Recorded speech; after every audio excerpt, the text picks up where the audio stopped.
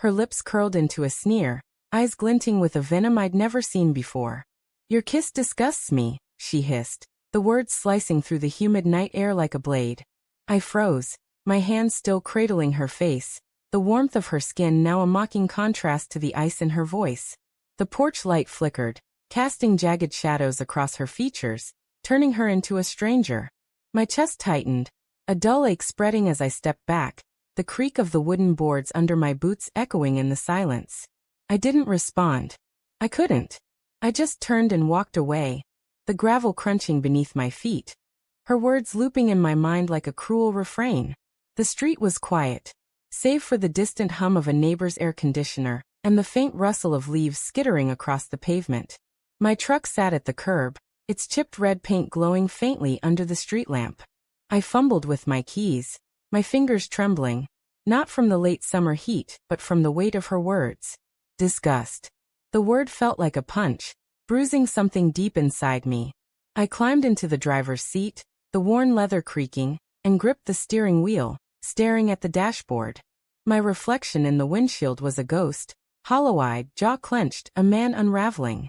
I'd kissed her 1,000 times. Soft kisses in the morning, her hair tangled from sleep. Hungry kisses after too many beers at the bar.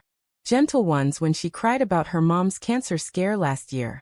Every one felt like a promise, a tether to something real. But tonight, her mouth had twisted against mine, pulling away as if my touch was poison. I replayed the moment, searching for clues. Had her eyes flickered with guilt before the words spilled out? Was her voice too sharp, too rehearsed? My mind churned, doubt creeping in like fog, obscuring everything I thought I knew about her. The engine roared to life, but before I could shift into drive, a sharp rap on the window jolted me.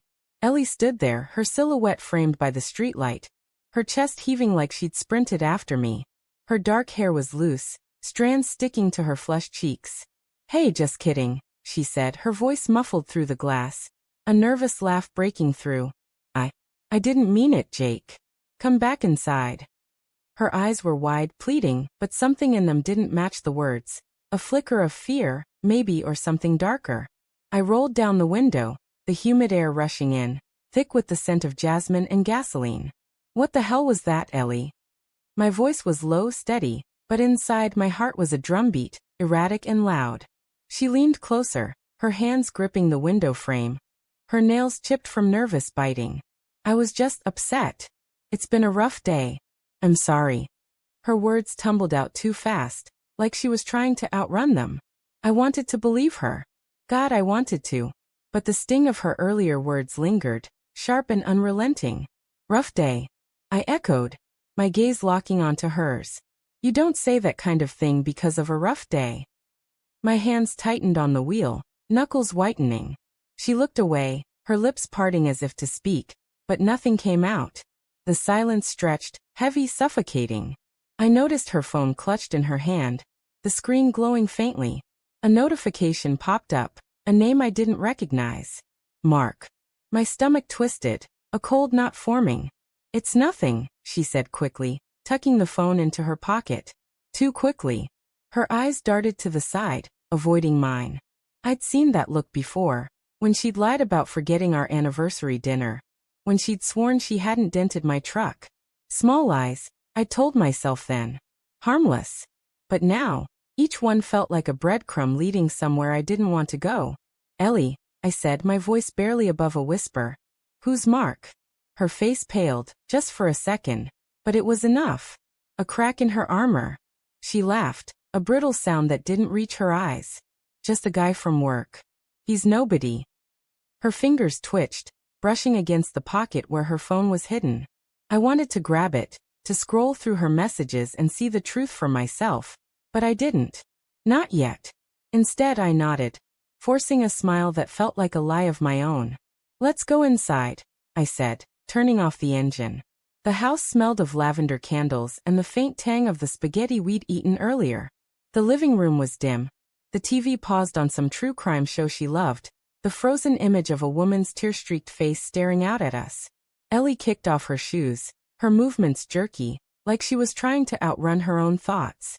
I sat on the couch, the cushions sagging under my weight, and watched her pace. "You're acting weird," I said, keeping my tone neutral, though my pulse was racing. "What's going on?" She stopped, her back to me, her shoulders tense. "Nothing's going on, Jake. I told you, I was just upset." Her voice was tight, like a wire stretched to breaking. She turned, forcing a smile, but it didn't hide the way her hands shook. "Can we just drop it? Please." I wanted to. I wanted to pull her into my arms, to kiss her until the world made sense again. But the image of that name, Mark, burned in my mind. I stood, crossing the room to where she stood by the kitchen counter. Her phone was there, face down, the screen dark but taunting. "Show me," I said, my voice steady despite the storm inside me. "Show me there's nothing to hide." Her eyes widened, a flash of panic crossing her face before she masked it with indignation. "You don't trust me?" she snapped, her voice rising.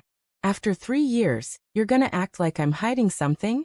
Her anger felt rehearsed, a shield to deflect my suspicion. I didn't back down. "Then prove me wrong, Ellie. Show me the phone." She hesitated, her hand hovering over the device. The air between us crackled with tension, every second stretching into eternity. Then, with a shaky laugh, she grabbed the phone and unlocked it, thrusting it toward me. "Fine. Look. There's nothing." Her voice was defiant, but her eyes were glassy, like she was holding back tears. I scrolled through her messages, my heart pounding so loud I could barely think. There it was, a thread with Mark. Work stuff mostly. Schedules, project deadlines. But then a message from last night. "Can't stop thinking about you." My vision blurred, the words searing into my brain. I kept scrolling, each message a dagger. "Meet me after work. Missed you today." My hands shook as I looked up at her. "Ellie." My voice broke, raw and jagged. "What is this?" She snatched the phone back, her face crumpling. "It's not what you think," she said, her voice trembling. "He's just a friend. We talk, that's all." But her eyes betrayed her. Darting to the floor, her breath hitching. I stepped closer, my voice low, dangerous. "Don't lie to me. Not now." Tears spilled down her cheeks, and she sank onto the couch, her hands covering her face. "I didn't mean for it to happen," she whispered. "It was just, he was there, and I was lonely, and you were always working." Her words were a flood, each one drowning me. I wanted to scream, to break something, but I just stood there, numb, as the woman I loved confessed to shattering us. Then a sound, a faint buzz from her phone, still in her hand. Another message from Mark. "You told him yet?" The room spun, and I stumbled back, my world collapsing. She hadn't just betrayed me. She'd planned to leave me. And in that moment, I realized the truth. Her kiss hadn't disgusted her. It had reminded her of him.